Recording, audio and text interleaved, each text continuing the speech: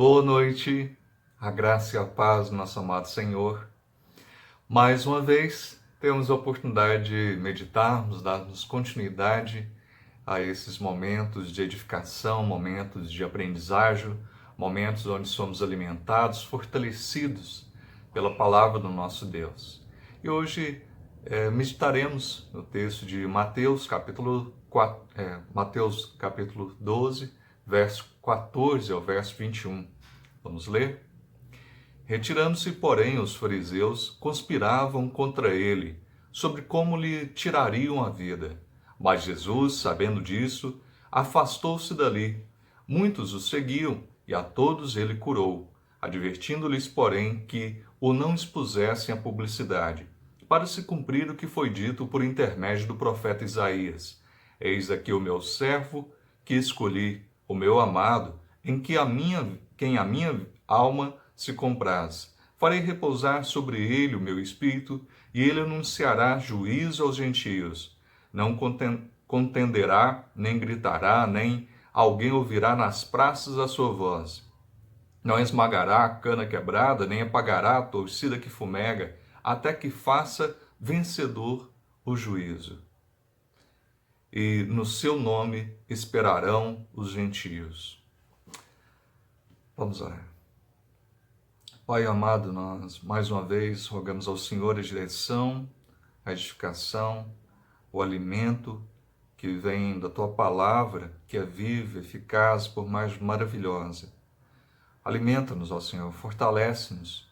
Nós necessitamos de um alimento sólido, de um alimento que nos faça crescer em santidade, em vida, perante o Senhor mais e mais. Faz-nos, Senhor, aperfeiçoa-nos mediante a Tua graça, mediante o poder do Teu Santo Espírito. Dai-nos a capacidade para compreender e a força para viver. Que uma vez que nós compreendamos com as nossas mentes, esses ensinamentos desçam para os nossos corações e sejam vistos na prática, em nossas mãos, no nosso andar, no nosso falar, que tudo seja para a honra e glória do Teu santo nome. Em nome de Jesus Cristo.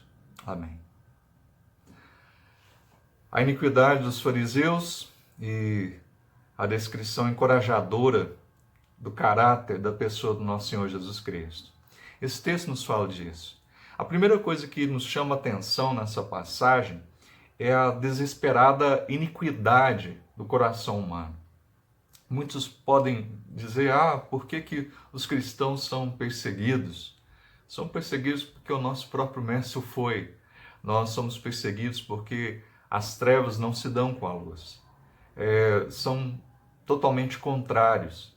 Silenciados e derrotados pelos argumentos do nosso Senhor, os fariseus foram afundando cada vez mais no pecado. Aqueles que deveriam ensinar, aqueles que deveriam apoiar ali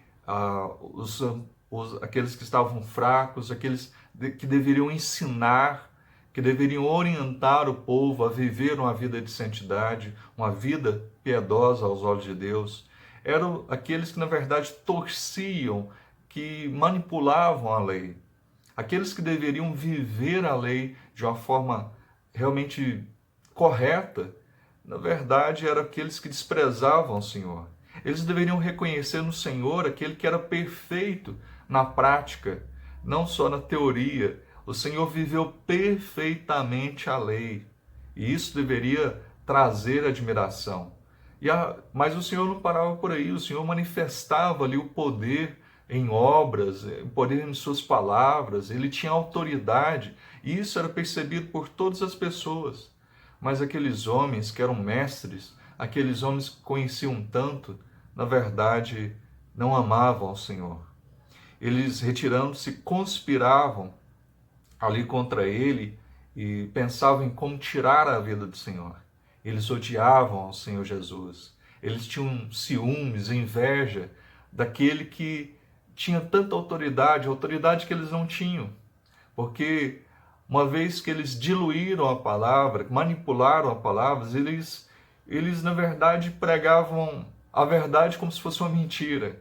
Eles torceram a palavra e manipularam a palavra, que afetaram totalmente o seu valor. Por isso o Senhor fala que, na verdade, não veio de forma alguma revogar a lei, mas veio fazer com que ela se cumprisse. O Senhor veio e falar: olha, a lei não está errada a forma como vocês têm ensinado. Então o Senhor pega e ensina de forma correta, de forma verdadeira, de forma plena ali os ensinamentos. E ali aqueles homens então começam a irar-se ali no seu íntimo contra o Senhor. Eles não podiam fazer qualquer acusação legítima contra o Senhor. O Senhor não apresentava nenhum erro, nada. O Senhor era santo, inocente, não tinha mácula, ele não tinha pecado algum. E assim era algo que ainda mais ali os tocava. Os seus dias eram passados inteiramente na prática do bem. O Senhor não buscava, não tinha do que ser acusado.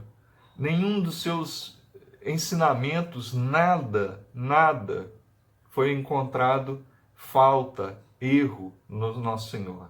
Ele havia provado que seu ensino concordava com a Escritura e com a razão, e nenhuma pessoa havia sido dada, e nenhuma resposta havia sido dada aos seus argumentos. O Senhor questionava ali aqueles homens e repreendia-os biblicamente na palavra.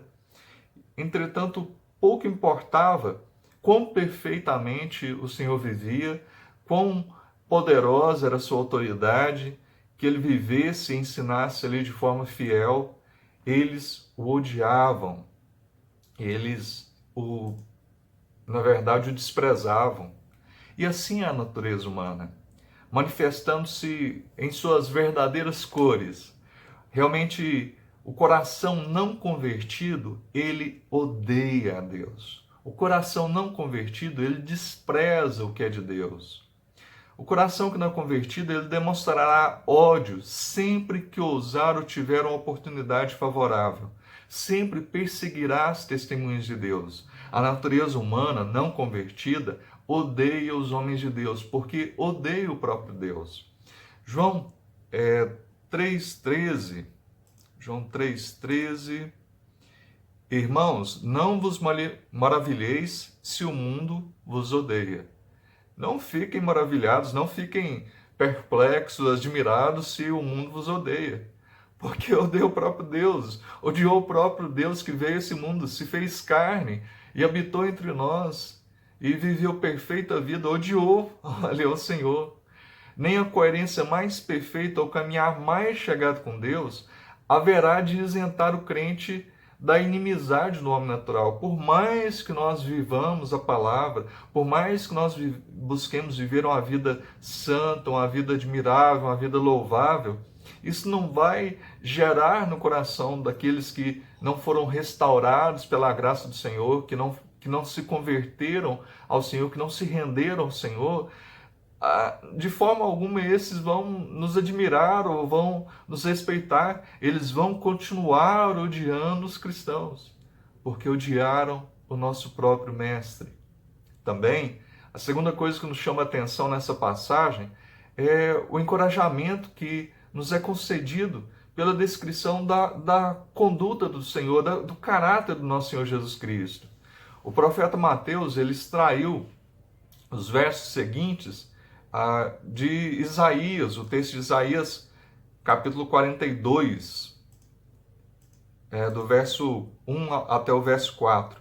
Eis que o meu servo, a quem sustenho, o meu escolhido, em quem a minha alma se compraz, pôs sobre ele o meu espírito, e ele promulgará o direito para os gentios, não clamará, nem gritará, nem fará ouvir a sua voz na praça, não esmagará a cana quebrada, nem apagará a torcida que fumega, em verdade promulgará o direito, não desanimará, nem se quebrará, até que ponha na terra o direito, e as terras do mar aguardarão a sua doutrina. O profeta então extraiu da profecia de Isaías essas palavras: não esmagará a cana quebrada, nem apagará a torcida que fumega. O Espírito Santo está aqui descrevendo pessoas cuja graça no momento é pequena, o arrependimento ainda é fraco, é débil, cuja fé é mínima. Para com essas pessoas, o Senhor Jesus se mostra gentil, se mostra muito misericordioso, muito sensível, muito carinhoso. O Senhor trata essas pessoas assim como crianças que têm suas limitações. É claro que o Senhor não espera nem fala que essas pessoas devem permanecer dessa forma suas vidas. Ninguém espera que um recém-nascido vá permanecer ali naquela idade, naquele tamanho. Claro que a partir do momento que ali esteja absorvendo o leite materno e vá então crescendo em estatura, crescendo estruturalmente, também vai mudando-se até o alimento, passa por um alimento sólido, deixa daquele alimento, daquele leite materno. Assim também a nossa vida espiritual. No início nós vamos beber o leite espiritual, o leite materno espiritual, mas nós vamos com o tempo crescendo, amadurecendo, há um desenvolvimento na nossa fé, em santidade, em conhecimento. Isso, cada vez nós vamos nos alimentando de um alimento mais sólido. Isso é graça, é bondade do Senhor. E o Senhor aqui nos fala que Ele não vai desprezar esses pequeninos. O Senhor não despreza de forma alguma os pequeninos. Ele os ama, Ele os quer bem. Jó 36, verso 5. Jó 36, verso 5. Eis que Deus é muito grande, contudo a ninguém despreza, é grande na força da sua compreensão. Deus é grande e ainda assim não despreza ninguém.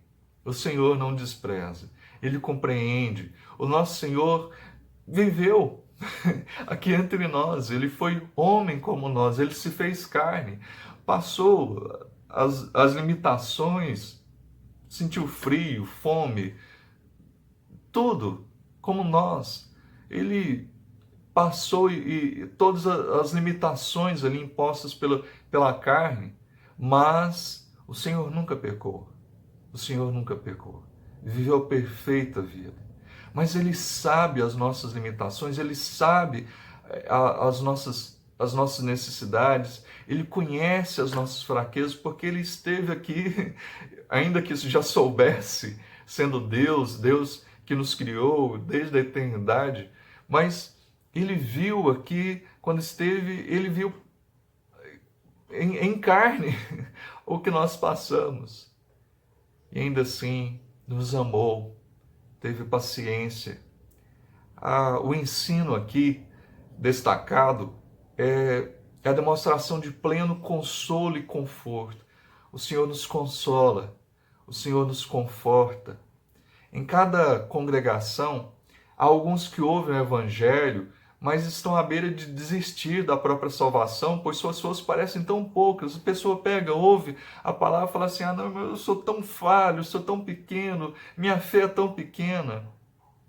Mas Deus não exige mais do que isso. A fé, por mais pequena que seja, mais tímida, o Senhor não despreza, desde que seja verdadeira. Crendo verdadeiramente no Senhor Jesus Cristo como Senhor de sua vida, crendo que Ele morreu, padeceu ali sobre a mão de Pôncio Pilatos, que foi crucificado, foi colocado em sepultura, mas depois de 3 dias ressuscitou, está à destra de Deus o Pai. Se cremos nisso, se cremos que o nosso Senhor é o Deus Todo-Poderoso, Deus Filho que se fez carne, que morreu a nossa morte para que tivéssemos vida. Não importa a fé mais tímida, sabendo que Deus nos amou o mundo, amou os seus de tal maneira que deu seu Filho, para que todo aquele que nele crê não pereça, mas tenha vida eterna. Se cremos, se compreendemos esse amor, não importa. Se é uma fé que é uma fagulha ou uma grande labareda, assim o Senhor nos tranquiliza. A vida, tanto em um recém-nascido, quanto em um homem já velho, ele tem vida. Há vida, tanto no recém-nascido quanto no velho. Eles são seres ali, são pessoas amadas pelo Senhor, vidas amadas pelo Senhor. Há fogo, tanto numa fagulha quanto numa chama mais ardente. Tanto uma pequena faísca ali é fogo, do mesmo jeito que a labareda enorme é fogo também. É claro que num menor grau, e assim a pessoa pode ser que no início tenha suas limitações, o seu próprio conhecimento, mas isso será desenvolvido com o tempo, porque Deus é muito bom. Atos 9, versículo 11, então o Senhor lhe ordenou, dispõe-te, vai à rua que se chama Direita, e na casa de Judas procura por Saulo, apelidado por Tarso, pois ele está orando. Logo no início, ali da conversão de Saulo, que se tornaria o nosso conhecido apóstolo Paulo, o Senhor já providencia aqueles que estariam orientando, aqueles que estariam ali orando, estariam ao lado de Paulo, que o estariam fortalecendo, para que estariam animando naquela jornada, naquela sua vida com Jesus que estava começando ali.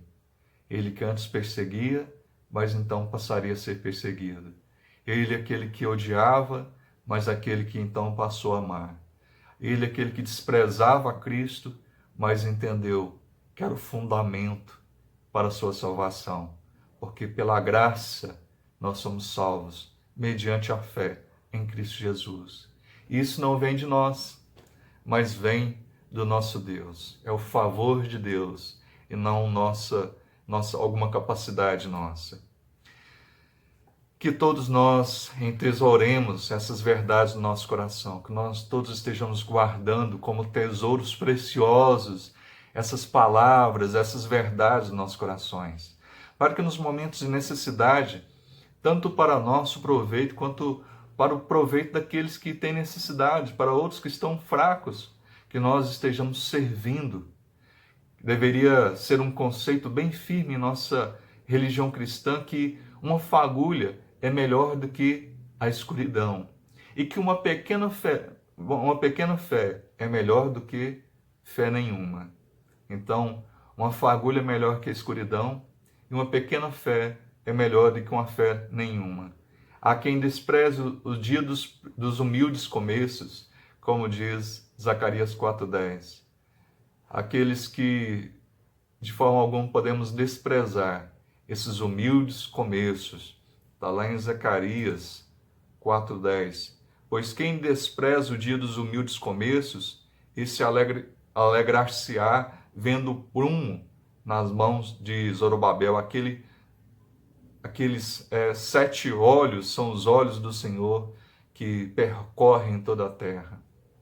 O Senhor, Ele olha e, na verdade, Ele não despreza, Ele ama, Ele intervém em nosso favor. Ele é bondoso, Ele é o nosso papaizinho, Abba, o Pai Celestial, o Papai do céu, que nos cuida, nós pequenos filhinhos, e que nos toma pela mão, nos sustenta, nos ensina a andar, a caminhar com as nossas próprias pernas, mas sempre está ao nosso lado. Sempre, sempre. Cada dia de nossas vidas, o Senhor está conosco. E sempre estará, até a consumação dos séculos. Pois eis que estarei convosco todos os dias. Todos os dias.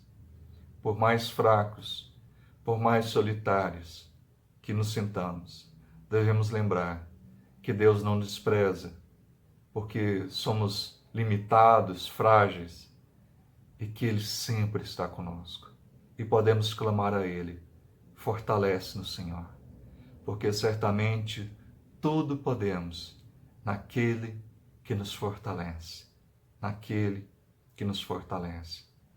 Ninguém é desprezado por Cristo, e ninguém deveria desprezar também os neófitos, aos novos na fé. Mas como Deus os ama, como nosso Senhor demonstrou amor, também nós devemos demonstrar carinho, paciência, amor e dedicar o tempo para com esses que são nossos irmãos também.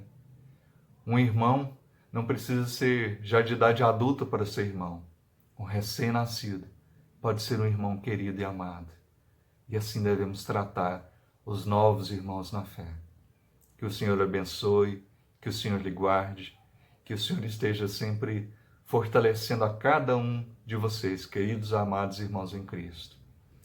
Um grande abraço e até a próxima oportunidade. Até lá. Tchau, tchau.